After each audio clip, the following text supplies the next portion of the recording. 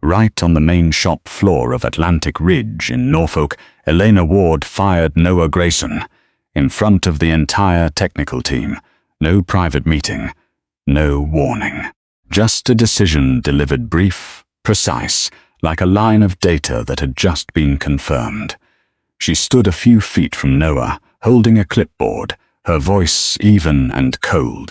"Noah, your performance is no longer compatible with the new system. You're slowing down the entire process." A very short pause. Then she added with more clarity, "You are a bottleneck." The sounds of the workshop were still there, but it felt like no one could hear them anymore. Noah didn't react right away. He stood still, his eyes fixed on the engine assembly in front of him, as if he was still finishing a step in his mind. No confusion, no frustration, just a brief moment of silence, then a slight nod, almost unnoticeable. Not a single question, not one word of protest. Noah took off his gloves. He placed them neatly on the edge of the metal workbench, right where he always put them at the end of every shift. The movement was familiar, slow, so precise it felt, like it had been repeated thousands of times. Then he turned and walked toward his locker. The sound of his footsteps on the concrete floor seemed louder than usual. In the next bay, Marcus Reed looked up. He'd been working here for over 20 years, long enough to know that some decisions shouldn't be made in front of everyone. His eyes never left Noah. It wasn't surprise. It was something closer to concern. A few feet away, Tyler Brooks was frozen. A tool was still in his hand, not yet set down. In his mind, Noah had always been the slowest on the team, but he was also the one whose work never had to be redone. Tyler didn't understand what had just happened, and that made him feel uneasy in a strange way. Noah opened his locker, took out a small bag, a few personal items. He closed the door. Without a single look back, he walked straight toward the main gate, past the people standing frozen at their stations. No one called out to him. No one said a word. But almost everyone was watching him go. Some of them knew how long he had worked there. Some of them had learned their trade from him, and some understood, better than any report ever could, that there are things you can't measure with speed. The workshop door opened. Light from the harbor flooded in for a brief moment. Then Noah Grayson walked out. The door closed behind him, and in that vast space, amidst the sound of machines still running, a feeling that was hard to name began to spread. No one said it out loud, but everyone could feel it. Something had just gone wrong. Stay until the end, and if this story resonates with you, don't forget to subscribe to the channel so you won't miss what's next. Atlantic Ridge wasn't your average shipyard. It sat on the edge of the Norfolk harbor, a massive strip of steel reaching for the sea. Cranes towered over the roof's dry docks, large enough to hold a freighter still in the air, and a long line of factories where the sound of metal never truly disappeared. Here, everything was in constant motion. The hiss of air compressors, the crackle of welding, the clash of metal, it all blended into a background hum that only the veterans no longer noticed. But not every part of this place was the same. At the far end of the yard, past a set of controlled access steel doors, was a section where not everyone was permitted. Warning signs on the walls, security cameras in every corner, and always a guard standing watch. No one called it the military section, but everyone understood. Atlantic Ridge had contracts with the military, not the kind of contracts discussed in company meetings. These were systems where, if there was a problem, you didn't call your supervisor, the call came from much higher up. The ships that passed through this section weren't just carrying cargo. They carried things most of the workers here would never know about, and that changed the way people worked. Not faster, but more carefully. Noah Grayson had been a part of this place for almost 10 years. He wasn't the kind of guy who stood out at first glance. He didn't talk much, never rushed anyone, never tried to be the fastest. But if you watched him long enough, you'd see his approach was different. Noah always worked slower than the rest, not because he couldn't be fast, but because he always took one extra step. Double-checking, rereading the specs, asking the questions everyone else thought were unnecessary. There were times he would disassemble an entire system just to inspect a part that had already been signed off as fine. That rubbed a lot of people the wrong way, especially when things were running on a schedule. But there was a truth the old-timers all knew. Once Noah signed off on a system, that system wasn't coming back. Not tomorrow, not next week, ever. In all those years, not a single flaw ever came back on a job he'd finished. Not once. But the new system Elena Ward introduced didn't account for that. It didn't measure the things that don't happen. It only measured what could be counted. Completion time, the number of jobs per shift. Hourly performance. The numbers on the dashboard were clear, and according to those numbers, Noah was always near the bottom. Slower than average by 20, even 30%. A bottleneck, someone holding back progress. At least that's how the system saw him. But the people on the factory floor, they saw something else. Marcus Reed had said it quietly to a young technician late one afternoon, as they both watched Noah still working while everyone else had started cleaning up. "You think he's slow?" Tyler didn't answer right away. He just watched the way Noah bent down to double-check a small detail, a tiny one, the kind most people would overlook. Marcus continued, his voice quiet, but loud enough for Tyler to remember it forever. "He's not slow," a pause. "He just doesn't allow himself to be wrong." Tyler didn't fully understand that sentence at the time, but he remembered how Marcus said it. Not like an observation, more like a warning. In a place where everything was measured by speed, there was a man who still chose to do it right, instead of doing it fast. And that, sooner or later, was bound to clash with the system. Noah stood at the sink, water flowing steadily over each dish. His hands moved with a habit so familiar it required almost no thought. Everything slow but precise, just like how he always worked at the factory. In the other room, Lily closed her notebook.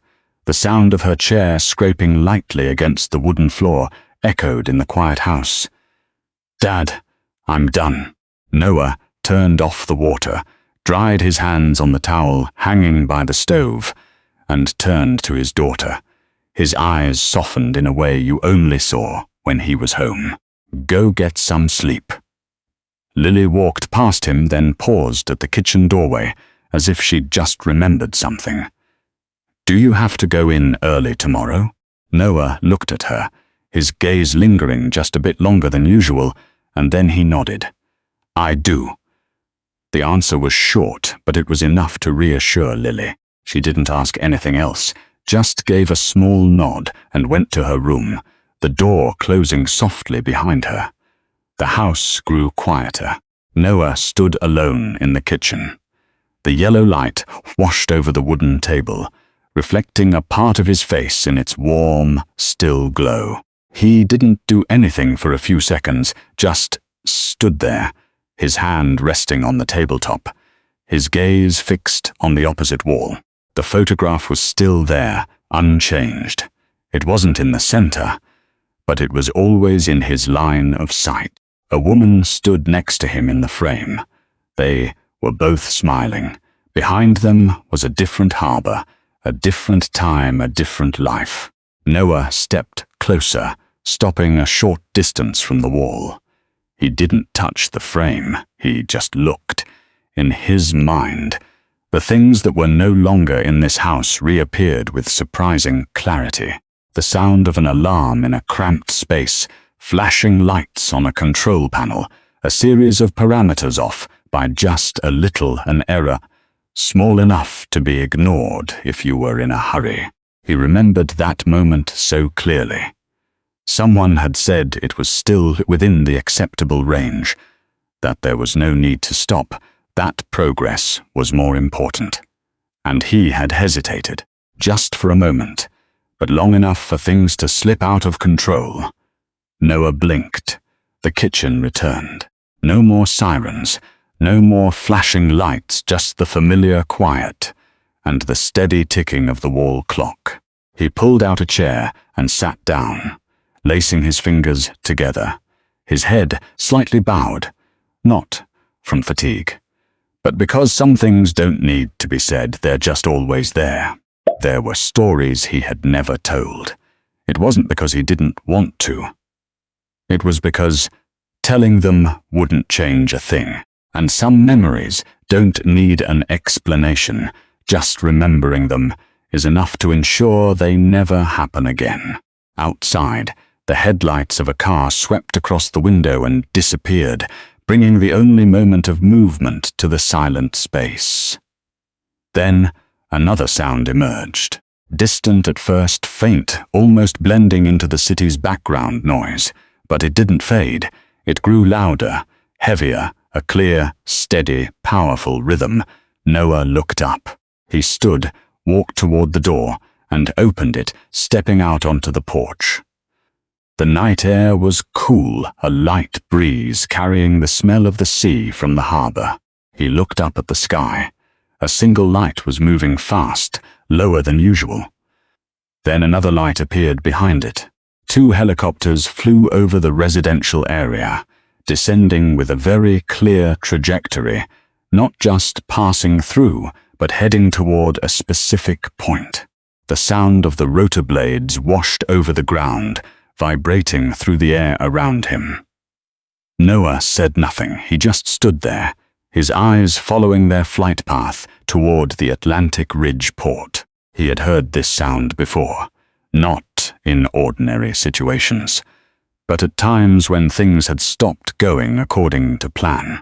He went back inside, closed the door, and the house returned to its initial quiet. But this time, the silence felt different. Something had changed, not outside, but in the way Noah saw everything. A familiar feeling was returning. And he knew when helicopters appeared like this, what happened at the workshop wasn't over. It was just beginning. Atlantic Ridge was running like any other day. The clang of metal on metal, the rhythmic hiss of air compressors, the sparks from a welder in the corner, it all merged into a familiar background noise that no one paid attention to anymore. In Bay 4, Tyler Brooks was bent over, checking a newly assembled component.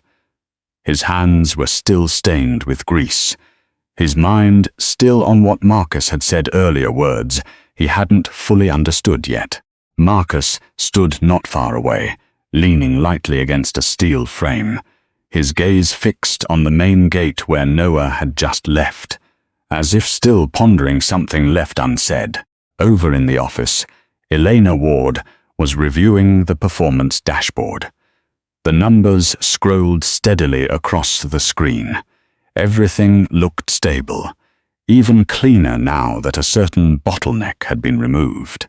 No one said it, but the atmosphere in the workshop felt slightly off, like something wasn't quite in its right place.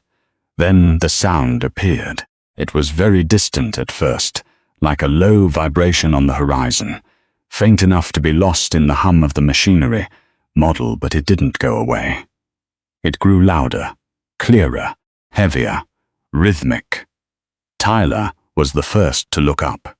He paused mid-motion, looking up at the workshop ceiling, as if trying to place the sound.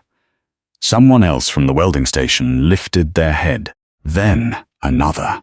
In just a few seconds, the distraction spread naturally. Workstations, slowed movements were drawn out, until almost the entire eastern section of the workshop was looking up in the same direction. The sound was unmistakable now. Not machinery, not a truck. It was the sound of rotor blades. 2 military helicopters appeared over the port, flying lower than usual, heading straight for Atlantic Ridge without slowing down. The rotor wash kicked up from the ground as they descended. Dust and small debris swirled up, tapping against car bodies and glass windows with a dry, sharp rattle. One of them touched down first. The second landed right behind it. The engines didn't power down completely. The blades kept turning. No one in the workshop went back to work. The main bay door was pushed open forcefully. A man walked in, tall, broad-shouldered, his military uniform crisp, with a commander's insignia clear on his collar. 2 soldiers followed close behind. The shift manager instinctively stepped forward, about to ask something, but the man just held up a military ID card and kept walking without breaking stride. He didn't look around. He didn't scan the room. It was as if he already knew exactly what he was looking for. The sound of his boots echoed on the concrete floor, each step deliberate, not slow, not rushed, but carrying a pressure the entire room could feel. He stopped a few feet from Elena Ward. His eyes were fixed on her, no greeting, no formalities. Just one question. Where is Noah Grayson? The question echoed in the already silent space, making every other sound seem to fall away. Elena didn't answer right away. She just stood there, her hand still holding the file, her gaze faltering for just a brief moment, but long enough for everyone to notice. Behind her, Marcus lowered his head, not out of surprise, but because he understood what was happening sooner than anyone else. Tyler stood frozen, tool still in hand, his eyes darting from the commander to Elena, and then back toward the gate where Noah had left less than an hour ago. No one said another word.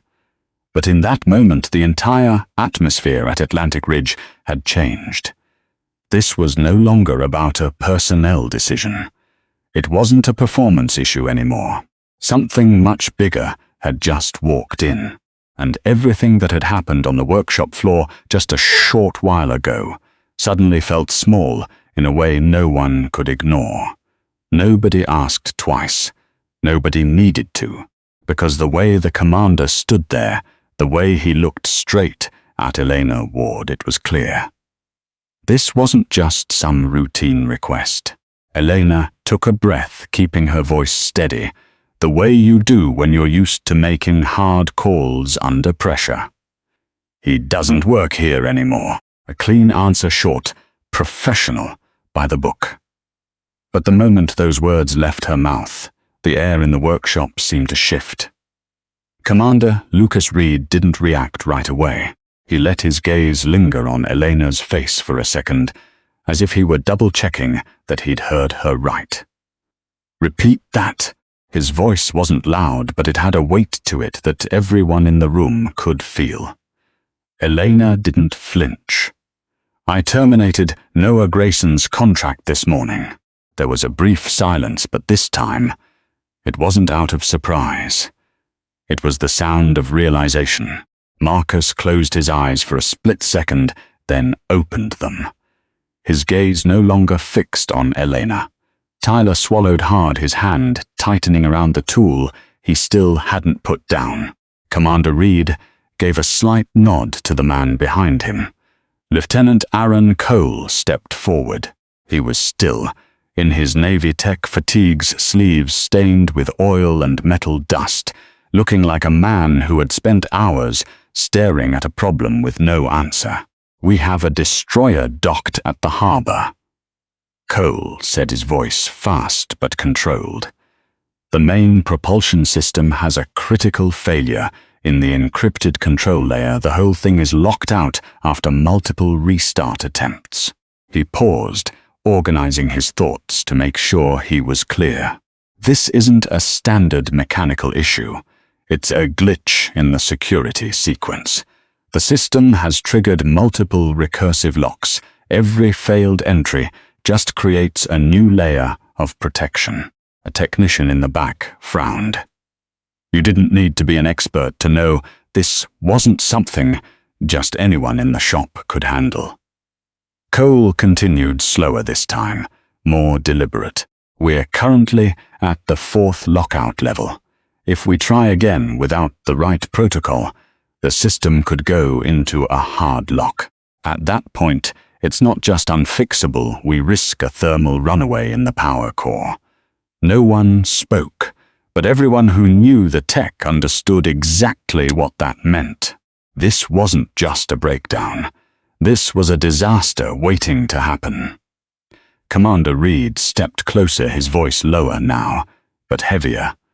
We've reached out to every certified specialist in the region. He stopped, letting his eyes sweep across the workshop, making sure every person there understood the stakes. Nobody is available. A long pause, except for one person. His gaze shifted back to Elena, and that person is Noah Grayson. He didn't say it loudly, but the name hung in the air, like lead bringing everything to a dead stop. Tyler looked over at Marcus. Marcus didn't look back. He just stood there, staring at the floor, as if he'd already seen this coming a long time ago. Elena said nothing. She stood frozen, the file still in her hand, but the numbers on the page were meaningless now. 15 minutes ago, she had just eliminated a bottleneck. Now she was facing a reality that no system in the company could ever measure. The man she had just escorted out the main gate was the only person who could solve the problem that had an entire military system at a standstill. There was no backup plan, no second option, no replacement. Just one name, Noah Grayson, and he was gone. Across the vast expanse of Atlantic Ridge among the million-dollar machines and perfectly optimized processes, a very simple truth became impossible to ignore. Some things can't be measured by speed, and some decisions can't be fixed by any system. Noah Grayson was still sitting in his car. He was parked in a small lot, now not far from the facility. The engine had been off for a while, the window halfway down, letting in the breeze from the harbor, carrying that familiar smell of salt he'd known for years. The radio was off. He wasn't on his phone. He just sat there, hands on the wheel, his eyes fixed ahead, looking at something far away that wasn't really there. Time passed slowly. There was no rush, nothing to decide not right away. But he knew this feeling, the feeling of a day that ends too early and the weight of it all sticking with you in a way you can't just shake off. A black SUV turned into the lot, stopping a few yards from his car. The door opened. Commander Lucas Reed stepped out, followed by Lieutenant Aaron Cole. Noah didn't turn his head. He'd already seen them in the rearview mirror before they even came to a stop. A few seconds later, Noah's door opened. He stepped out and faced the commander, the space between them, close enough that they didn't have to raise their voices. No greetings, no introductions, just recognition. "We need you to come back," Commander Reed said, straight to the point. No long explanations, because he knew the man in front of him didn't need them. Noah didn't answer right away.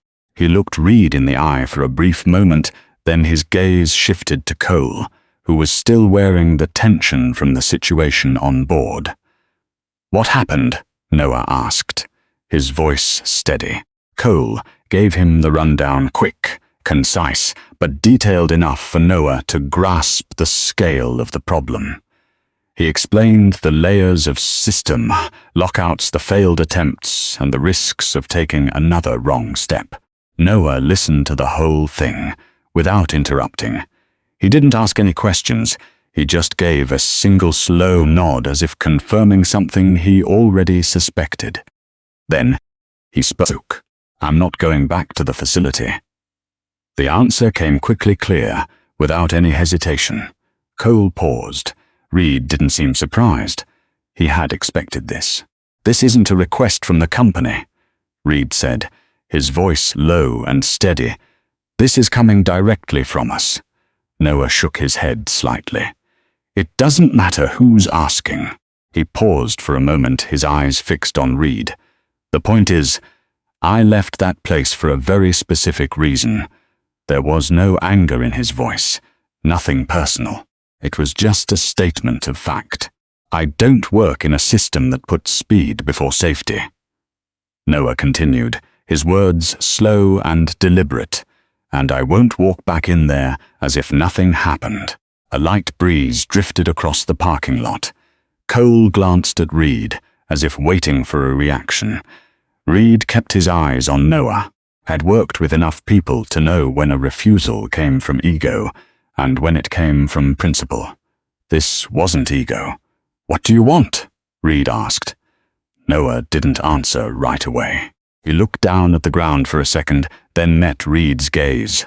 "I'll do it," he said, "but not as their employee." Cole frowned slightly. Reed's expression didn't change. Noah continued, his voice perfectly even. "I work directly for you, not through the company, not through their management, no one between me and the system." A short silence fell. "And I have full technical authority." He laid out each condition, not too fast, not too slow, as if they'd been decided long before this meeting ever happened. No one pushes the timeline. No one skips safety checks. If I say stop, it stops. Cole took in a shallow breath, as if processing what he'd just heard. Reed stood perfectly still. He understood exactly what this meant. This wasn't just a condition of employment. It was a complete reversal of the power dynamic. Noah wasn't asking for his job back. He was dictating the only terms under which he would engage. "Those are my terms," Noah finished. There was no further explanation, no attempt to convince them. A line had been clearly drawn. In that quiet parking lot, with time becoming more critical, by the minute the one person who could solve the problem was in no hurry at all. And that was exactly why they needed him. Reed looked at Noah for one more second. Then he nodded. It wasn't an easy acceptance. It was because he knew there was no other choice. "All right," he said. Just one word, but it was enough to change everything. Noah didn't react. He just gave a slight nod in return, as if everything had just fallen back into place. He didn't need them. They needed him. And this time, he was going to do things his way. The engine room was deep within the ship's hull, a place natural light never touched. Only cold white strip lights shone down on metal surfaces, hot from hours of the system running unstable. The air grew thicker by the minute, heavy with the smell of oil, metal and overloaded circuits, making every breath feel heavier than the last. The temperature wasn't dropping. The fans were still spinning. But nothing about that room felt safe. Lieutenant Aaron Cole stood before the control panel, his eyes fixed on the constantly changing numbers. His hand gripped a notepad filled with lines of failed fixes, each line another attempt, and each attempt another layer of system lockdown. And he knew one more mistake, and there wouldn't be a second chance. When Noah Grayson walked in, no one spoke, but every eye turned to him. It wasn't because they were hopeful, it was because they had nothing else left. Noah didn't walk straight to the console like someone here to fix a problem. He just stopped, stood perfectly still, just watching. His eyes traced every pipe, every valve cluster, every connection point. Then they settled on the central console as if he were reading a story where everyone else just saw random numbers. Cole stepped forward, his words coming out fast, trying to stay logical as the pressure mounted with every second. "We've tried every access protocol we have. The system is on its 4th level lockdown.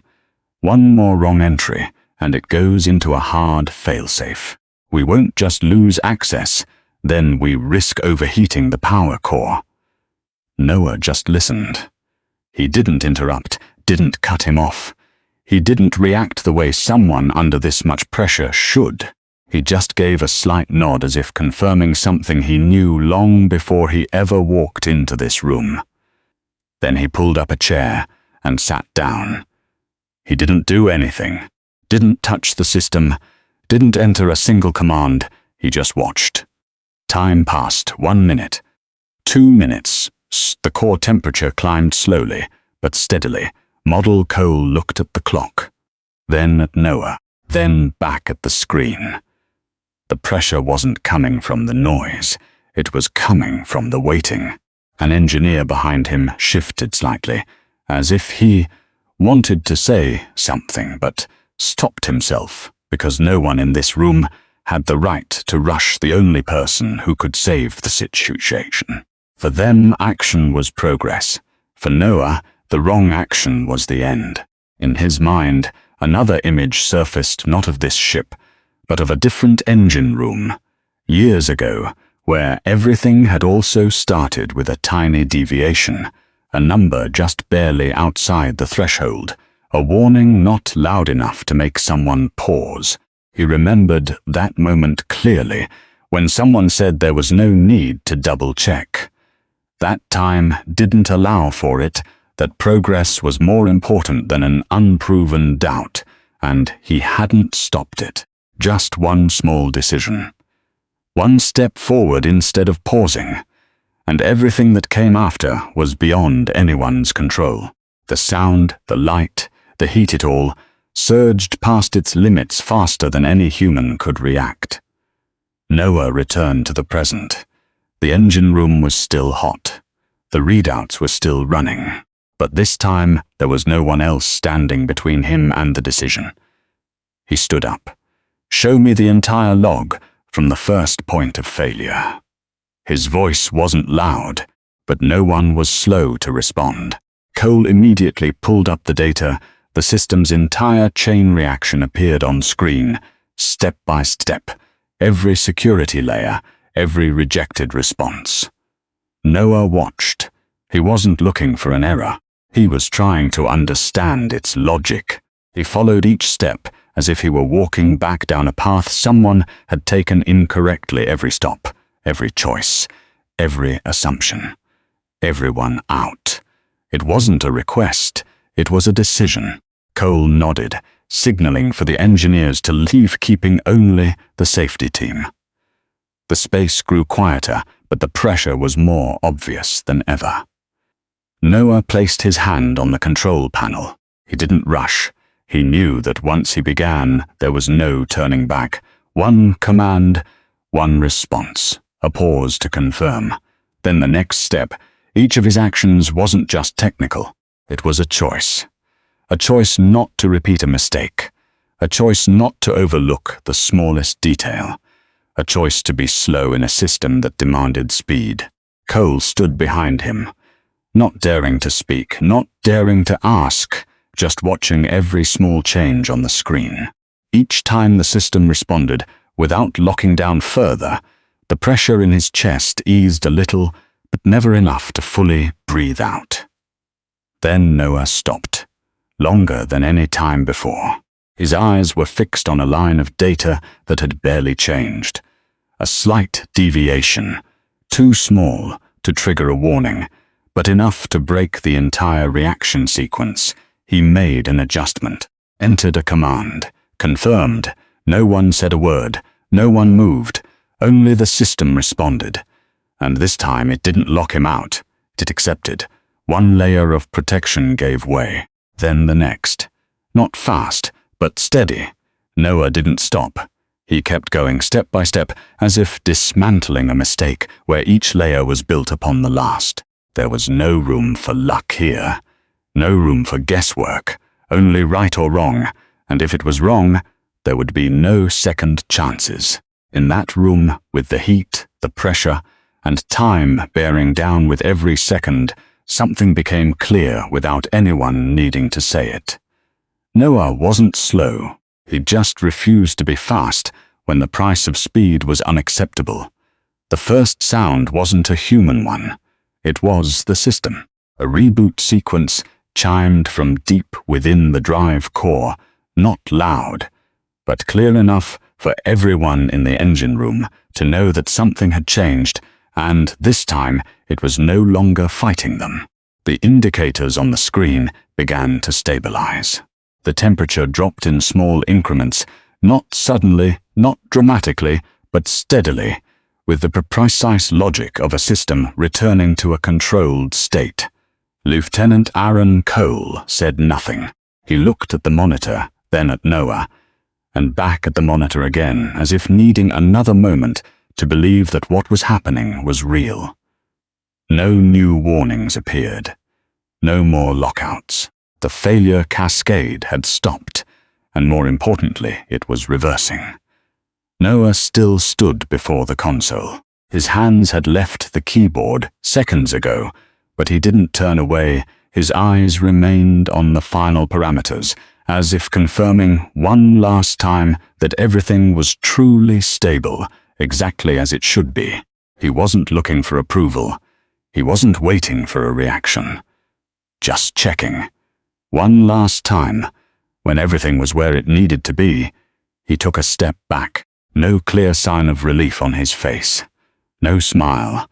Just a return to quiet the same way he always finished his work. Cole let out a breath the first times since Noah had entered the engine room. It wasn't a loud sound, but in that heavy space, it was enough for everyone to feel the pressure finally lift.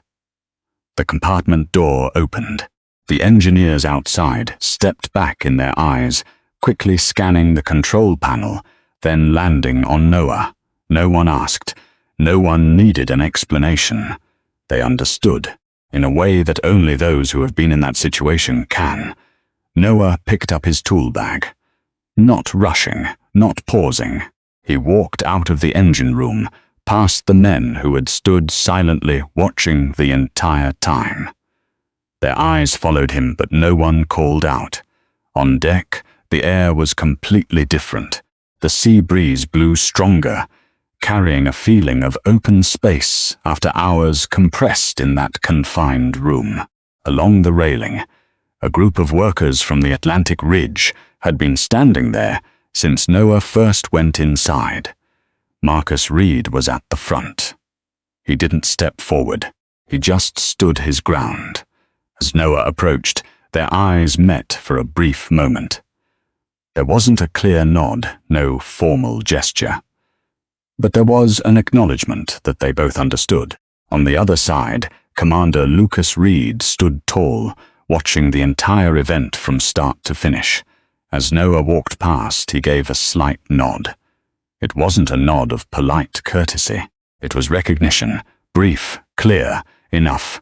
No one clapped. There were no words of praise. No noise broke the silence of that space. But if you looked into the eyes of the people there, you would see a very clear shift. Before, they saw Noah as someone who just worked differently. Afterward, they saw him as the standard. A standard that isn't written in any manual, but it's the thing that keeps everything from falling apart. Noah didn't stop. He walked down the gangway, left the ship, and returned to the docks where everything had started that morning. Nothing had changed physically. The people were the same, but the way everyone looked at him, that was no longer the same. And sometimes that's the only thing that really needs to change. The video surfaced just a few hours later. It started as a shaky clip from a worker's phone near the loading docks, capturing two military helicopters descending into an area meant for trucks and staff. Dust swirled everywhere. The roar of the engines felt like it was shaking the earth itself, and men in uniform marched straight into the workshop without stopping at a single security checkpoint. There was no explanation in the video, no context, just the images. Nhưng chính những hình ảnh đó lại khiến mọi thứ lan đi nhanh hơn bất kỳ bản báo cáo chính thức nào. Overnight, the footage was shared thousands of times, moving from small technician group chats to professional forums, then hitting regional news outlets. People began to ask why a civilian facility had suddenly become an emergency landing zone for military operations. By the next morning, the story wasn't about the video anymore. It was about what was hidden behind it. A military vessel suffering a critical failure, a system that no one could access, and a technician who had just been fired, the only person left who knew how to fix it. The name Atlantic Ridge started appearing in every news cycle, not as a success story, but as a giant question mark. The commercial clients were the first to react. A major shipping company paused their maintenance contract for the week, citing a need to review technical standards. Another partner demanded a full audit of quality control protocols before moving forward. The phones at the front office wouldn't stop ringing. They weren't calling to sign new deals. They were asking the kind of questions that had never been asked before. Up on the top floor, Elena Ward sat staring at her monitors. The numbers were still there, showing efficiency, progress, and costs, all within the optimized range the system was built for. But this time, those numbers couldn't answer the questions she was facing. They couldn't explain why a decision that looked perfect on paper had created a situation so broken that the entire world had to step in to fix it. Data doesn't show the value of a man until he's no longer there to hold it all together. The board of directors didn't wait long. An emergency meeting was called that same day. They weren't there to look at quarterly reports. They were there for an explanation on the chain of command that led to this disaster. No one raised their voice in that room. There was no loud arguing. Just questions asked in a way where every sentence felt like a final judgment. Who signed off on this? What data was used?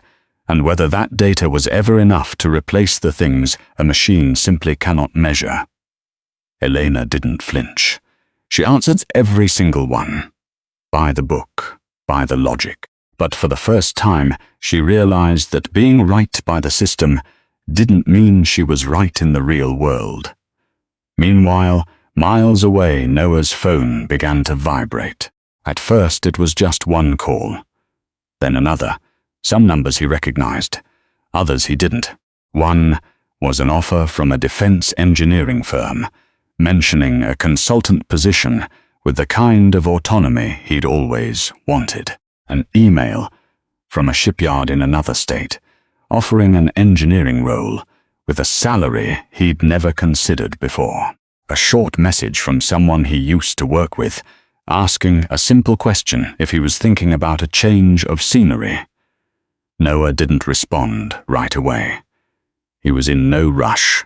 The phone just sat there, the same way he'd sit at the control panel in the engine room, observing everything before deciding to touch a single thing. At Atlantic Ridge, things were starting to change. Not immediately, but it was noticeable. The change wasn't in the system itself. It was in how people looked at that system. Things that were once considered good enough were no longer enough. Questions that no one used to ask suddenly had to be answered. And there was a truth that no one said out loud, but everyone understood.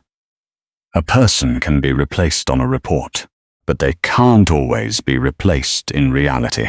The diner was on a corner, a few blocks from the port, a place with no big sign, no conference rooms, just old wooden tables and yellow light, warm enough to see each other without feeling too formal. Noah arrived first. He sat at a table by the window, looking out at the quiet late afternoon, street, his hands resting on the table.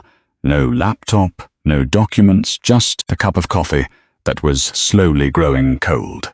When Elena Ward walked in, she didn't bring an assistant, no files, no signs of an official work meeting. It was just a conversation. The two of them sat across from each other. Neither of them spoke right away.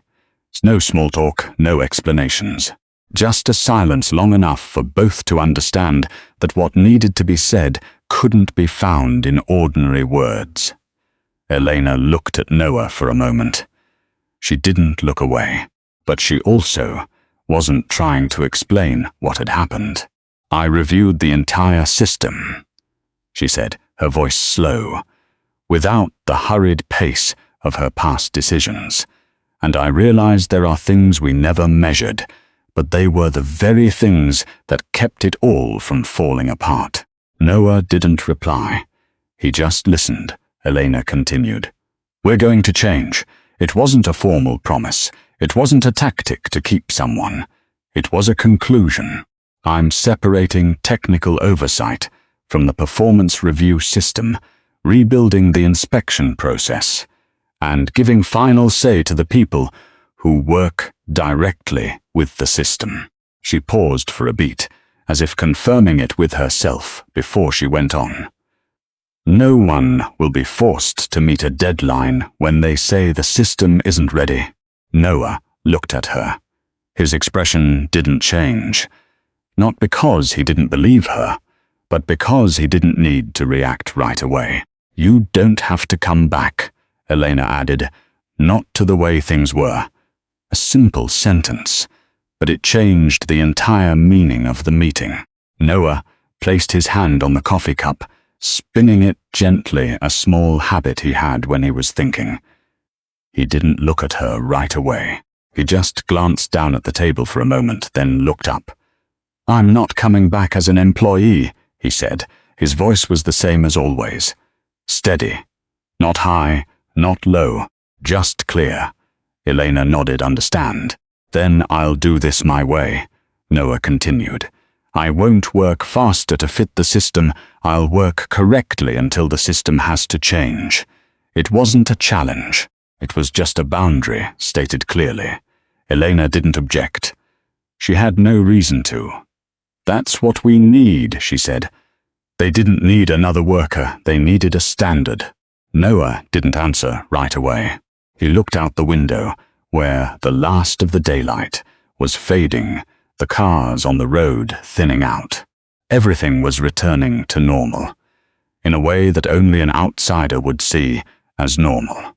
"Some things can't be fixed once they've happened," he said, his voice a little lower now. "You just have to make sure they don't happen a second time." Elena said nothing. She understood he wasn't just talking about the system.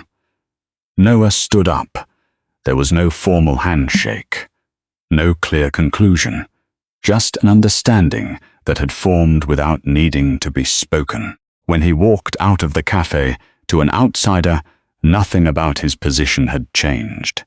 He was still a technician, but he was no longer just a part of the old system. He had become the one who set its boundaries. At Atlantic Ridge, the changes began with small things. An extra check was added to the process. A decision was delayed because it wasn't safe enough. A junior employee was asked to redo his work, not because it was wrong, but because it wasn't certain enough. There were no big announcements, no slogans. But the way things operated was different, and sometimes that's the only way a system truly changes. Not with apologies, but by ensuring the mistake is never repeated. Some stories don't need a dramatic climax to be remembered. All it takes is one right decision in a moment when most people would choose the easier way. Noah didn't change the world. He just refused to do what was wrong, even when no one was watching. And sometimes it's choices like that that keep everything from falling apart. If this story made you think a little differently about how we judge one another, then you'll want to hear the stories we have coming. Hit subscribe and stay with us.